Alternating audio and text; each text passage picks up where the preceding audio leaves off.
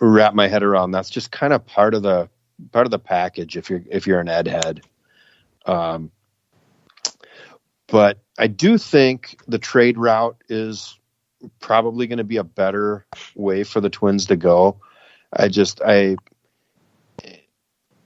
struggle with the notion that signing pitching in free agency, which, free agency is almost by definition, you're overpaying. Right.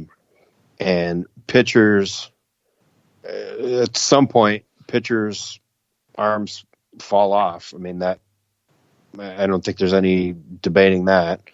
So I think as it relates to free agent pitching, much like all free agent situations, you're either going to be shelling out the cash or you're going to be shelling out term, or in some cases both. And with starting pitching, that can be a scary proposition for sure. So, and I do think that they have several trade chips, whether they're current major leaguers, they've got quite a few minor league prospects that I think could get a pretty good return. But, let's hope they address the pitching, and let's be honest, that there's an element of luck when you're signing big money players to long-term contracts. Yeah. I believe he's only 20, but Kirilloff, he's out there, right? I mean, in terms of how do you replace an Eddie? I don't know. I was okay with them not trading prospects at the deadline. And I don't know if I feel it's hypocritical to say, okay, it's okay to trade prospects now. I don't know. I do feel like having a starter and another starter would have been very helpful in this series, as far as the impact of the decisions at the deadline. But would it have more? Who knows? But it's certainly. And what I guess the other part of that is how much attention do you need to pay to retooling the bullpen at this point? Right, and as it relates to wanting one more starter, here's a question for both of you guys. I want to hear your thoughts on this. Michael Pineda was fantastic, pretty much all year, and seemed to get better as the year went on.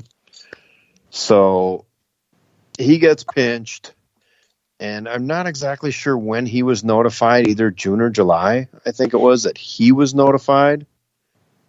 And they went through the appeal process and everything else, and all of that happens unbeknownst to the clubs. There's a certain level of protection afforded the players that I believe is pursuant to the collective bargaining agreement. So the player knew well ahead of the club that he was going to be suspended, which brings to mind my question for you guys, which I think is an interesting question in general, but I think even more so specific to the case of Pineda, where the Twins took a flyer on Pineda when they signed him because he sat out the entire 2018 season recovering from Tommy John surgery. So the Twins essentially paid him to rehab that.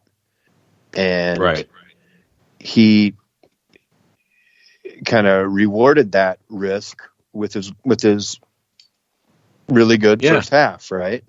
So the question I'm curious to hear from you guys is, it seems like, and again, Pineda's a bit of an exception because the club afforded him some goodwill. That's fairly unusual, I think, by taking that flyer on him to pay for his rehab. So here's the question. Do you guys feel like Pineda owed anything to the Twins for taking that chance on him? And maybe he should have been up front with them and, let management know, hey, I appreciate you keeping this low until the process plays out. But I did get caught. So you can't count on me to be on the postseason roster. And so the question is, do you guys think do you think Pineda owed the organization anything? And then piggybacking that, would the organization have handled the July 31st trade deadline any different? And that's interesting. I'll preface that by saying I am almost always pro player as it relates to, CBA stuff and contracts and salaries and that sort of thing in pro sports. Your guys' thoughts? I'll let you go first, Nick. Yeah, I don't know. I can see the argument both ways, I feel like. And I don't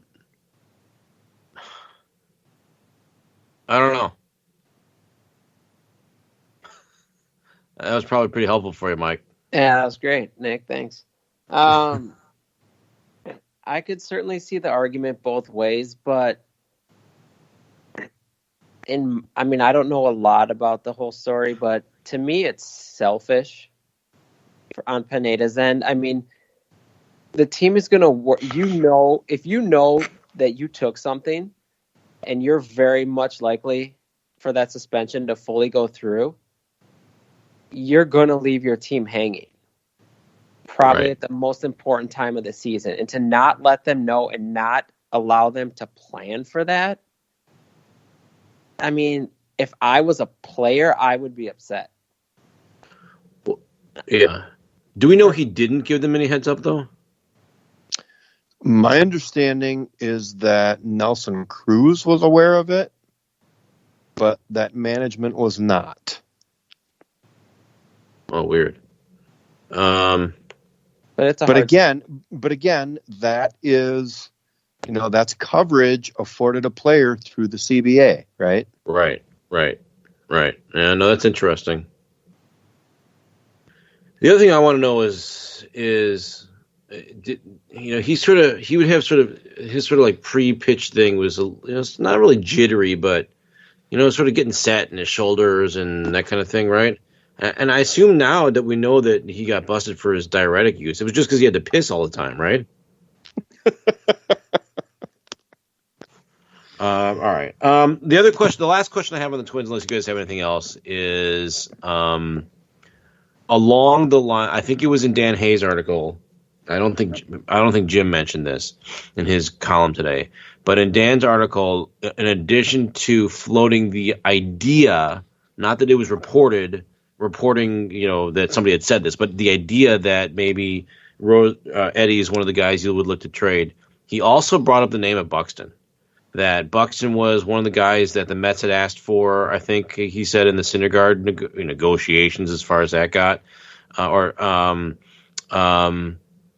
the Twins said no. But Dan's point was, what Dan wrote was that they said no, but there was a sense that one of the reasons they said no was because they didn't feel that they had the time. They would have had the time right at the deadline, to fill the gap created by losing Buxton.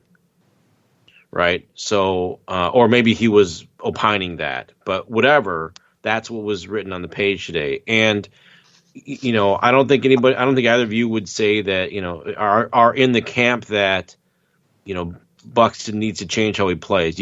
Buxton can't change how you play. And I only know that because Roy Smalley says that. Right. And if Roy Smalley says it, it's good enough for me. So, but it just makes sense. Like, if Buxton doesn't play the way he plays, he's not Buxton. He's clearly a great talent, and he certainly seems like when he's on when he's in the roster, he's starting to put it all together. And there seems to be, I don't feel like we've seen the ceiling for him yet, except as concerns his propensity to get injured. His ceiling might be that he's limited to, whatever it is. I think he played 81 games this year. Right, or half the season, or right around half the season. That might be a ceiling as opposed to what he can do when he's in the game. So, as good a player as he is, and yes, there's we've certainly been burned by trading guys who didn't put up the numbers, let's say, with us, whether it was because they weren't performing well or because in Buxton's case he wasn't in the games to put up enough numbers. That then went on to put up better numbers. David Ortiz comes to mind, certainly, in that regard. Brent Burns comes to mind, obviously, right? But I don't know. Do you listen to offers, or are you willing to include Buxton in trade negotiations at this point, Lonnie? I'm not, because first off, I've seen a lot of outfielders. I've been a baseball fan for a long time. Buxton is unequivocally the single best outfielder I've ever seen. And yes, that includes Kirby Puckett. That includes Torrey Hunter. And the guy is, for my money, the best outfielder I've ever seen. That being said, one thing that drives me nuts about guys, and I will be the first to admit that drives me nuts about Sano, is how frequently they are not able to stay on the field because of injuries. And I think Bud Grant said it best. The most important ability for any player is durability. And if you can't count on a guy, and I think that brings up another question as it relates to Buxton and Sano, and I'm not exactly sure when they're going to be up for contracts or arbitration or whatever. But at some point, the team is going to have to make a decision on how they truly feel about those guys' ability to stay on the field. Yeah, no, right. Obviously, yeah. Mike, what do the words "consider trading Buxton" make you uncomfortable? I mean, I'm not, as Paul Allen would say, an elite baseball mind. Maybe Paul would say that about you. I don't know. But I was actually, as we were watching the playoffs, I was thinking about bringing this up and asking it to you guys, because I am personally moving closer to being willing to listen to offers. Now, I'm not trading him probably unless it's for a really good pitcher or an overpayment of some kind. Unless there's a Kevin Fiala out there. Oh God, let's not start.